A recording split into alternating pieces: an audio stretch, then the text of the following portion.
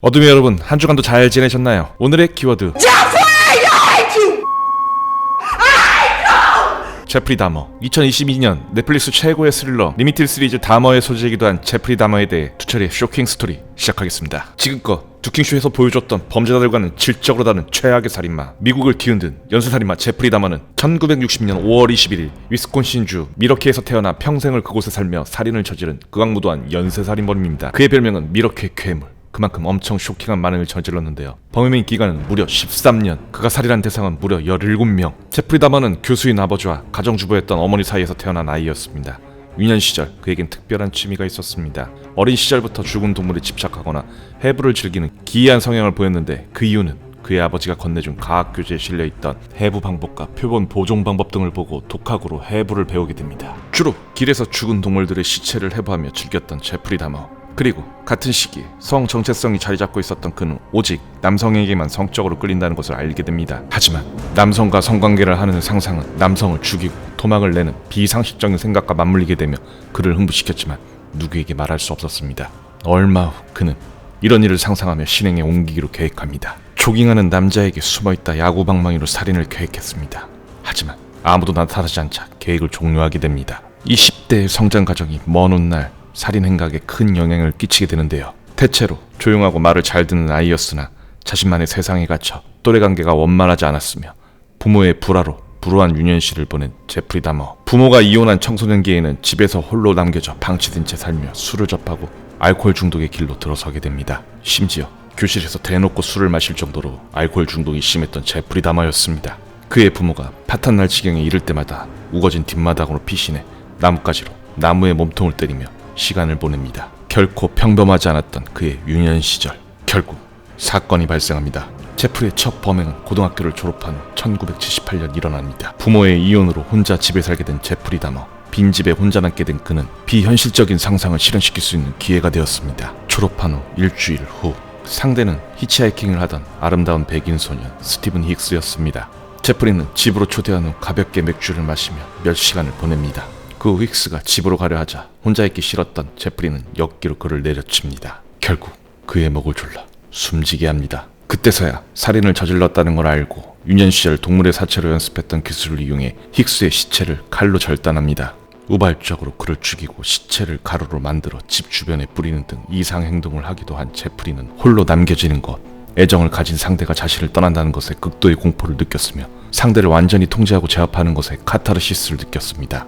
살아있는 사람보다 죽은 사람과의 관계에 관심을 보이며 네크로필리아, 즉 시체로부터 욕망을 느끼는 현상을 나타냅니다.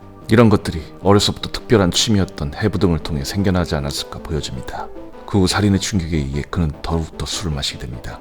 아버지의 권유로 대학을 가게 되었지만 소용없게 됩니다. 결국 군대를 가게 된 제프리. 거기서 제프리는 위생병으로 전문 교육을 받게 됩니다. 그곳에서 제프리는 인간의 해부학적 몸의 구조에 대해 더 많은 지식을 얻게 되는 계기가 됩니다. 하지만 습관적인 음주로 인해 조기 제대를 하게 됩니다. 결국 할머니 집에 살게 된 제프리. 술도 끊고 착실하게 살게 된 그였지만 어느 날 도서관에서 쪽지를 건넨 남자의 작업이 내면 깊숙이 잠자고 있던 성적인 욕구를 다시금 불러일으킵니다. 두 번째 범행은 1987년 11월 게이바에서 만난 25살 스티브 투미. 하지만 수면제를 타 하룻밤을 보낸 그가 정신을 차렸을 때는 이미 입에서 피를 흘린 채 죽어 있었습니다. 제프리는 기억이 없었지만 당황하지 않고 호텔에 나와 가장 큰 가방을 싸 시체를 가방에 담고 할머니의 집으로 돌아와 지하실에서 투미의 시체를 절단합니다. 그의 진술에 따르면 그때부터 집착이 최고조에 이르게 되었다고 합니다. That's when the obsession went into full swing. 이때부터 그의 절제는 봉인해제가 되어버립니다. 그 후 14살의 제임스 덕스테이터를 만납니다.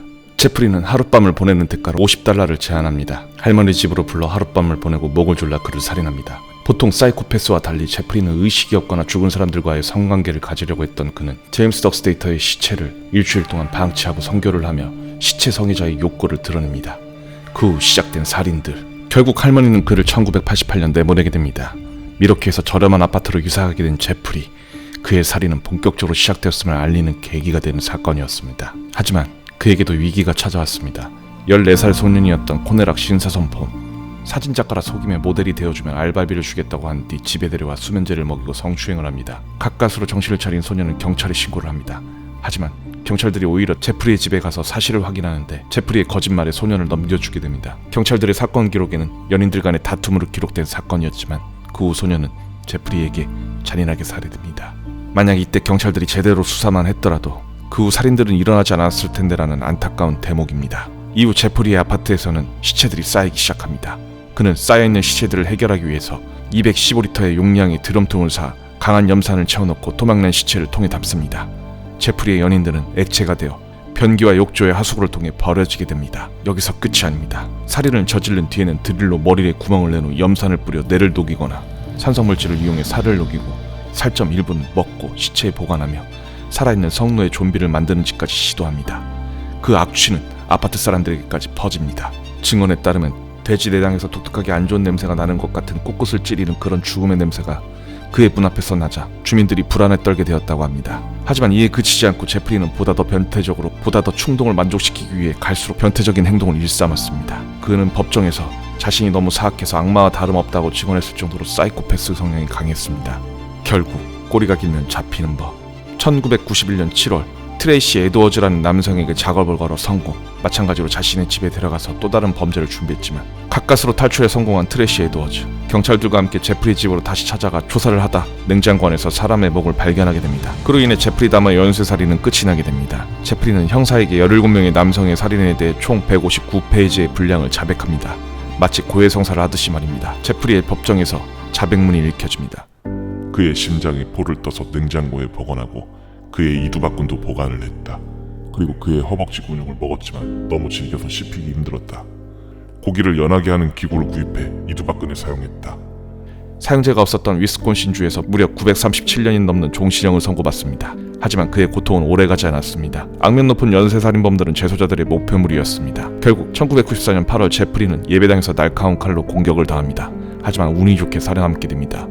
1994년 11월 29일 그 운도 막을 내립니다. 자칭 예수라고 불리는 재소자 크리스토퍼 스칼버에 의해 폭행을 당해 병원으로 실려가지만 도중에 사망하게 됩니다. 그의 유언에 따라 화장을 하게 되며 그렇게 제프리 다머는 영원히 사라지게 됩니다. 중산층에서 살 정도로 부유하게 지냈던 그가 아버지의 빈자리, 어머니의 약물 중독, 그리고 이혼에 의한 유년 시절을 겪으면서 자라나게 된 제프리 다머에게 아버지도 어머니도 반성하게 됩니다. 본인의 책임이 제일 컸다면서요. 만약 제프리 다머에게 행복한 가정이 있었다면 그는 지금쯤 어땠을까요? 그리고 죽어갔던 사람들은 지금 어디에 있었을까요? 아무리 좋은 환경에서 태어났다지만 이런 부모 밑에서 자란 아이들이 또 생기지 말라는 법은 없을 것 같다는 생각을 하며 어둠이 여러분들도 한 번쯤 생각해보시는 시간이 되었으면 합니다. 우리 가족은 어떠신지요? 이상 투철이의 쇼킹 스토리였습니다.